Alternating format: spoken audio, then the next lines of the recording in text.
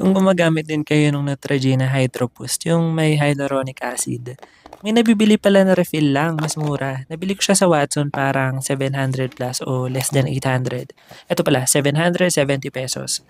Tapos, kailangan mo lang siyang ilagay na parang, alam niyo yung kape na nilalagay sa coffee machine? Ayan, yan. Ilalagay mo lang siya dun sa tub. Pero before that, kailangan buksan mo muna yung luma. Pag nabuksan mo yung luma, pasok mo lang yung daliri mo, tapos i-twist mo counterclockwise. Kapag na-twist mo na siya counterclockwise, matatanggal na. Ganun pala, hindi mo na kailangan ulit bumili ng another ganyan. Kasi mahal yan kapag may ano eh. Kapag yung may kasamang container. Tapos pagka diinan mo lang ng konti kasi papatag yan eh.